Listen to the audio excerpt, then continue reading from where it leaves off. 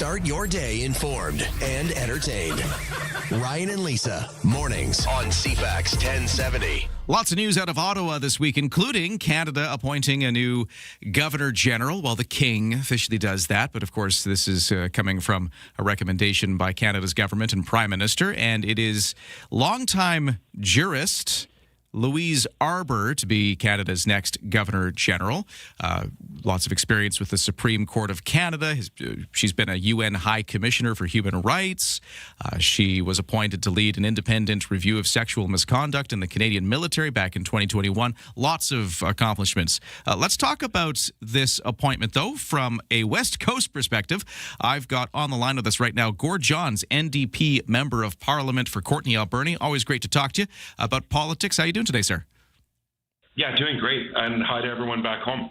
Yeah, so we have the news about the Governor General. First off, just your take on this choice. I think it's a great choice. I mean, obviously, Louise Arbour has just been an incredible champion when it comes to human rights here at home in Canada and around the world. So justice and human rights has been something that she's been, well known around the world. And I think it's an excellent choice for Canada. I mean, she's bilingual, which is really important in this role, and I think that she'll serve Canada quite well. What can we read into the choice of a Governor General? Because sometimes I think there's more to it than just, picking a person who's available and qualified. Usually there's some, maybe I'm reading into this too much, but, there's some kind of messaging about picking the right person for the right moment. Do you see any of that here? Yeah, I do. I think that obviously the Governor General carries out the day-to-day duties of the monarch, and they're supposed to be there for both constitutional and ceremonial duties. And certainly this is someone who understands the Constitution. She also understands the challenges that people are facing. She's been a champion for, a justice champion. And right now we need that. We need a champion for whether it be human rights, whether it be environmental, economic, or social justice.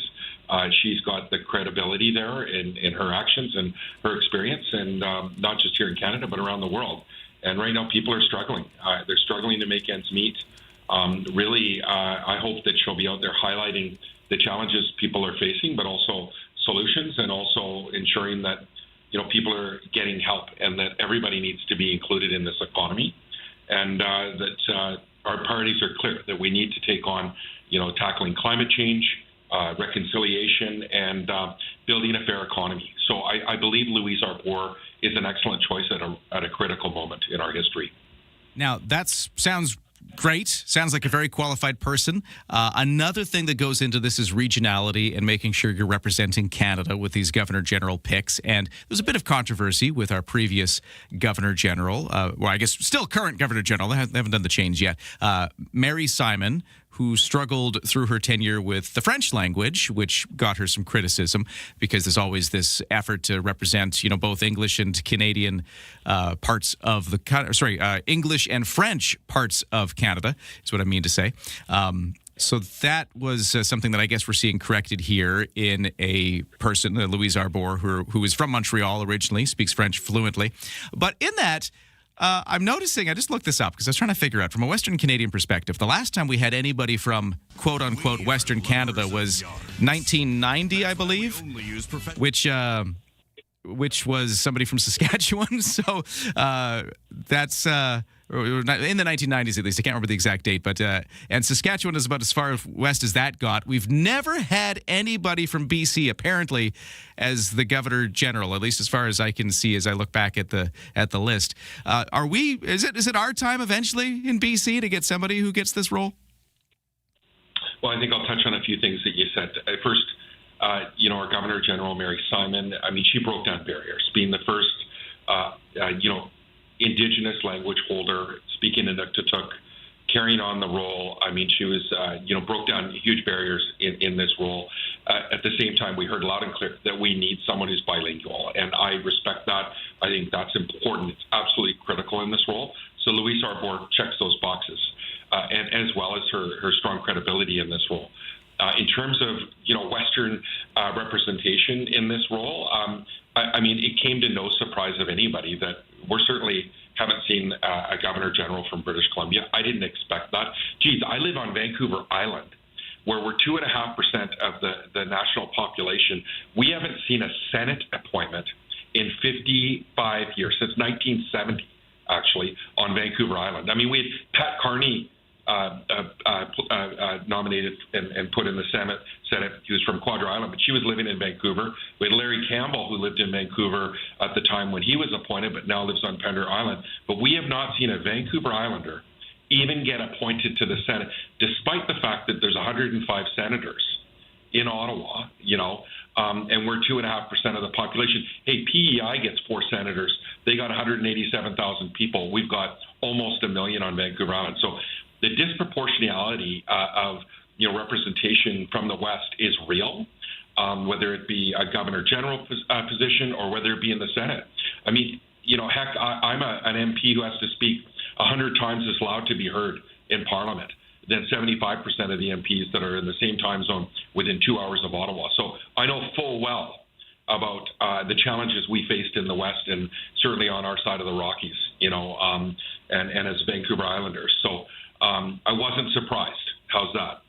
Well, keep saying it. I'm glad somebody is, because if we keep making the noise, maybe eventually we'll get some representation. That's just interesting stuff. Not only have we never seen a governor general out of BC, we haven't seen a Vancouver Island senator as well, or not many BC senators. Where's that representation? Keep saying it. Appreciate you doing it. Gord Johnson's here, NDP member of Parliament for Courtneay-Alberni. Hey, there's one other Ottawa issue I wouldn't mind bringing up since we're talking Ottawa stuff. Sure. One of the issues we were covering earlier this week was the idea that the federal government, the Mark Carney government, might be exploring the privatization of airports as something that they're looking into doing. We've been kind of scratching our heads over what this could mean, why we'd want to do it, what kind of benefits or non-benefits could we see out of such a move. What do you make of this? I think it's very dangerous. I mean, the government highlighted in the spring economic statement that they're looking at alternative models of ownership.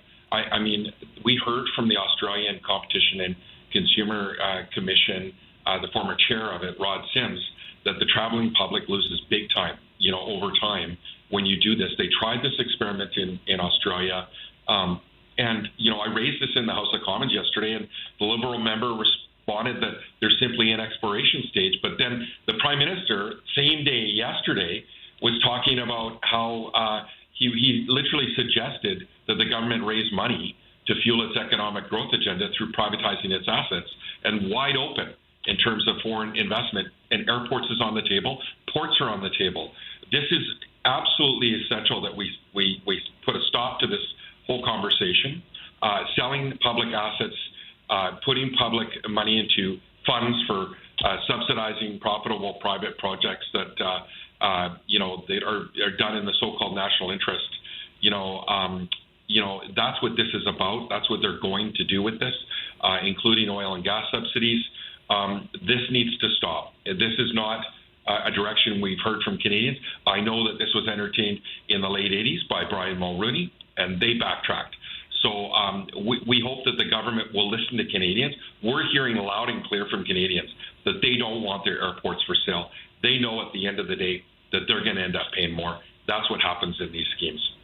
Gord Johns, we'll have to leave it there, but interesting stuff, and we'll watch and see how that issue unfolds with this airport privatization thing hanging over us. We'll see what it means, sure. And I hope we get a chance to talk again soon, and we'll do it then. Happy to talk more about all of the privatization scheme here. They're looking at even at privatizing the commissionaires, which just serves veterans. And so, I mean, there's a lot to talk about and a lot for people to keep an eye on right now. Hey, well, let's catch up soon. Thanks so much. Appreciate it.